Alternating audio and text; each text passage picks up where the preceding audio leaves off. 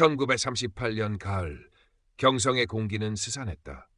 현해탄을 건너온 윤채경의 마음도 그러했다. 5년간의 동경 유학 생활을 마치고 돌아온 조국이었지만 그녀를 맞는 것은 아버지 윤익현의 싸늘한 권위와 집안을 감도는 무거운 침묵뿐이었다. 북촌의 으리으리한 기와집은 화려했지만 그 속은 텅 빈 듯 공허했다. 아버지는 경성부의 유력한 친일파였고 그의 부와 권세는 시대의 어둠과 맞닿아 있었다. 채경은 그 그늘 아래서 숨 막히는 기분을 느꼈다. 이 손에 묻은 풍요는 누구의 눈물인가? 그녀의 가슴 속에서 맴도는 질문이었다.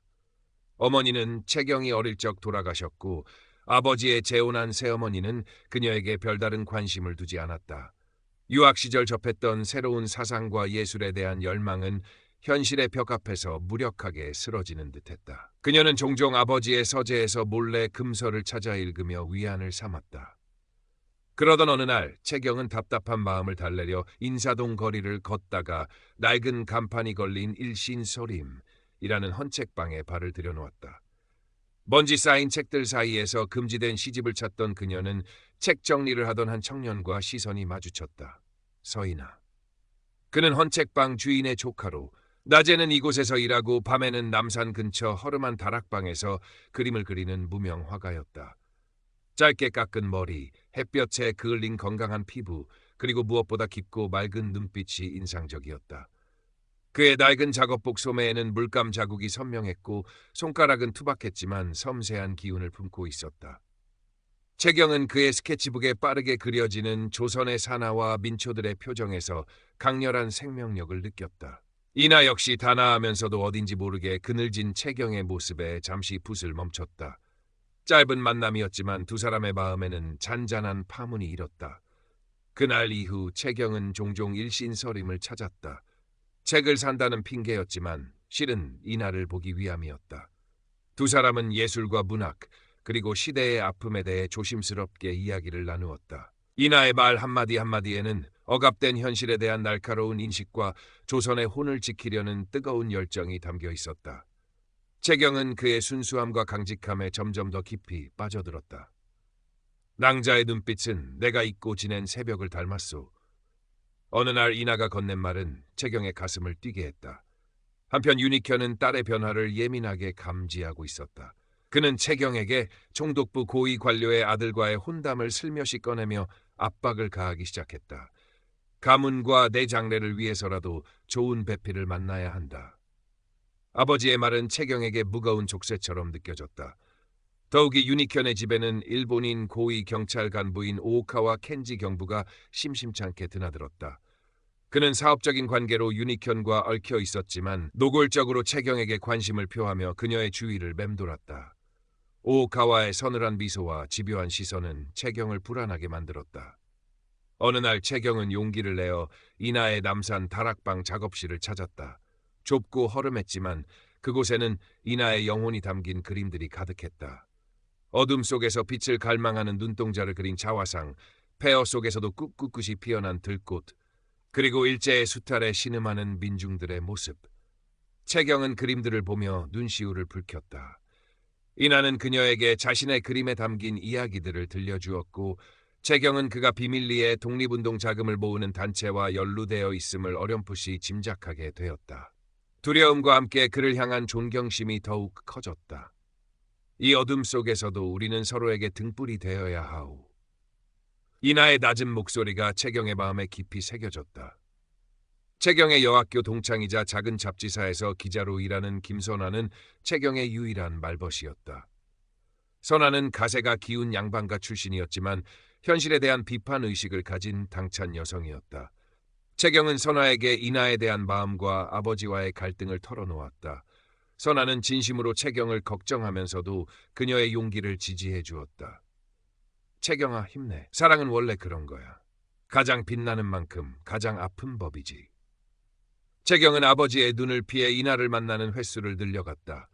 때로는 이나에게 필요한 물감이나 희귀한 화집을 익명으로 선물하기도 했고 선화의 도움을 받아 그가 속한 단체에 작은 액수지만 독립자금을 전달하기도 했다. 그녀는 자신이 가진 풍요가 조금이나마 의미 있게 쓰이기를 바랐다. 이나는 채경의 따뜻한 마음과 용기에 감동했고 두 사람의 사랑은 위태로운 시대 속에서 더욱 깊어만 갔다. 이나는 직접 깎아 만든 작은 나무새 조각을 채경에게 선물했다. 마치 자유를 갈망하는 자신들의 모습과도 같았다. 그러나 비밀은 오래가지 못했다. 유니켜는 오우카와를 통해 딸이 불온한 화가놈과 어울린다는 사실을 알게 되었다. 그의 분노는 하늘을 찔렀다. 내 딸을 망치려는 것이냐? 저놈을 당장 내 눈앞에서 치워라. 유니켜는 채경의 외출을 금지시키고 집안의 하인들을 풀어 그녀를 감시하게 했다. 오오카와 역시 이날을 요주의 불령선인으로 특정하고 본격적인 수사망을 셔좁히기 시작했다. 윤상, 따님 교육을 잘 시키셔야겠습니다. 불령선인들과 어울리는 것은 곤란합니다. 오오카와의 차가운 경고는 유니현을 더욱 조급하게 만들었다. 설상가상으로 이나가 속한 독립운동단체의 동료 몇몇이 일경에 체포되는 사건이 발생했다. 조직은 와야 될 위기에 처했고 이나의 신변도 극도로 위험해졌다. 이나는 채경을 이 위험에서 보호해야 한다는 생각에 괴로워했다. 그는 채경에게 잠시 헤어져 있자고 자신을 잊으라고 말했다. 그러나 채경은 단호했다. 아니요, 이나 씨. 당신 곁을 떠나지 않겠어요. 당신 없는 삶은 저에게 아무 의미도 없어요. 그녀의 눈물 어린 고백에 이나의 마음은 무너졌다. 깊은 밤 세차게 비가 쏟아졌다. 채경은 감시를 피해 몰래 집을 빠져나와 이나를 만났다. 두 사람은 비를 맞으며 덕수궁 돌담길을 걸었다. 아무도 없는 길 위에서 빗소리만이 그들의 격정적인 감정을 대변하는 듯했다. 이나는 채경을 와락 끌어안았다. 젖은 옷깃 사이로 서로의 뜨거운 체온이 전해졌다. 억눌렸던 감정이 폭발하며 두 사람은 절박하고도 아름다운 사랑을 나누었다. 그것은 위태로운 현실 속에서 서로의 존재를 확인하는 유일한 방법이자 어쩌면 마지막이 될지도 모르는 순간에 대한 간절한 몸짓이었다. 채경은 이나의 품에 안겨 생각했다. 이 순간이 영원히 멈추었으면. 그러나 행복은 짧았다. 오오카와의 감시망은 이미 이나의 턱 밑까지 다가와 있었다. 그는 이나가 독립운동 자금과 관련된 중요한 문서를 다른 지역으로 전달하려 한다는 정보를 입수하고 함정을 파놓았다.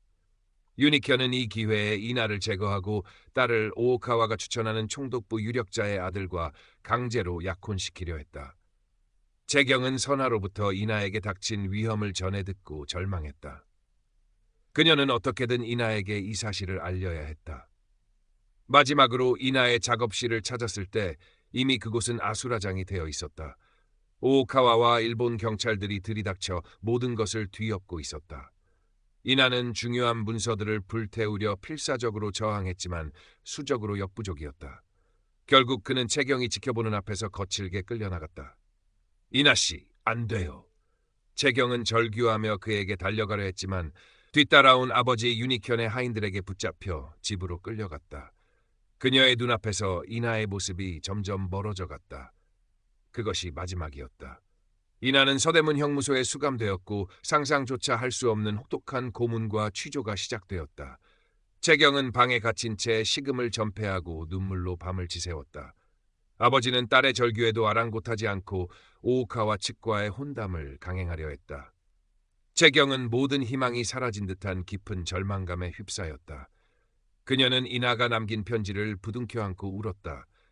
설령 내 육신은 쓰러질지라도 내 혼은 낭자와 함께 이 땅에 머무를 것이오. 시간은 무심히 흘렀다. 채경은 아버지의 강압에 못 이겨 결국 약혼식을 치러야 했지만 그녀의 마음은 이미 죽은 것과 같았다. 그러나 절망 속에서도 작은 희망의 불씨는 꺼지지 않았다. 그녀는 선화의 도움을 받아 몰래 이나의 옷바라지를 시작했다. 영치금을 넣고 그의 건강을 염려하는 짧은 편지와 함께 읽을 책들을 전달했다. 면회는 허락되지 않았지만 그녀는 매일같이 형무소 담벼락을 찾아가 이나를 향한 기도를 올렸다. 아버지의 서재를 뒤져 혹시라도 이나의 혐의를 벗길 만한 단서가 없을까 찾아보기도 했지만 허사였다. 그렇게 몇 해가 지났다. 1941년 태평양 전쟁이 발발하고 조선 땅은 더욱 깊은 수렁으로 빠져들었다. 강제징용과 징병, 공출로 민중들의 삶은 피폐해졌고 독립에 대한 열망은 더욱 거세게 타올랐다. 채경은 여전히 이나를 잊지 못했다.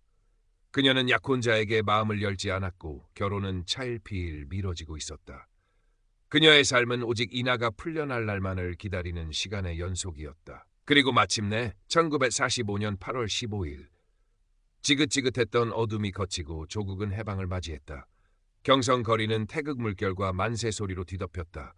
사람들은 서로 부둥켜 안고 감격의 눈물을 흘렸다.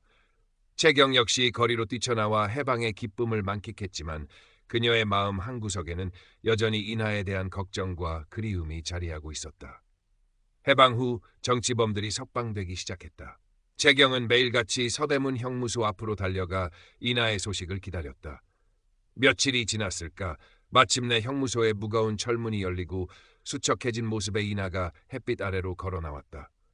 몇 년의 옥고는 그의 얼굴에 깊은 주름을 새겼고 걸음걸이는 힘겨워 보였지만 그의 눈빛만은 여전히 살아 형형하게 빛나고 있었다. 인하 씨. 최경은 수많은 인파 속에서 단번에 그를 알아보았다. 목이 메어 소리조차 제대로 나오지 않았다. 그녀는 인파를 헤치고 그에게 달려가 와락안겼다. 인하 역시 믿을 수 없다는 듯 최경의 얼굴을 어루만졌다. 두 사람은 아무 말 없이 서로를 부둥켜 안은 채 하염없이 눈물만 흘렸다. 그 눈물은 지난 세월의 고통과 그리움, 그리고 마침내 찾아온 해방과 재회의 감격이 뒤섞인 것이었다. 윤익현은 해방과 동시에 친일 행적이 드러나 몰락했다. 한때 경성을 호령하던 그의 권세는 하루아침에 물거품처럼 사라졌다. 그는 최경 앞에서 처음으로 무릎을 꿇고 참회의 눈물을 흘렸지만 최경은 그를 용서할 수 없었다. 오오카와 켄지는 해방 직후 황급히 일본으로 도주했다는 소문만 무성했다. 친구 선아는 해방된 조국에서 진실을 알리는 기자로서 새로운 삶을 시작했다. 최경과 인하는 지난날의 아픔을 뒤로하고 새로운 삶을 시작했다. 북촌의 작은 한옥집에서 소박하지만 행복한 나날들이 이어졌다. 인하는 다시 붓을 잡았다. 그의 붓끝에서는 해방된 조국의 풍경과 새로운 시대를 살아가는 사람들의 희망찬 모습들이 피어났다. 최경은 그런 인하를 묵묵히 지원하며 동네 아이들에게 글을 가르치는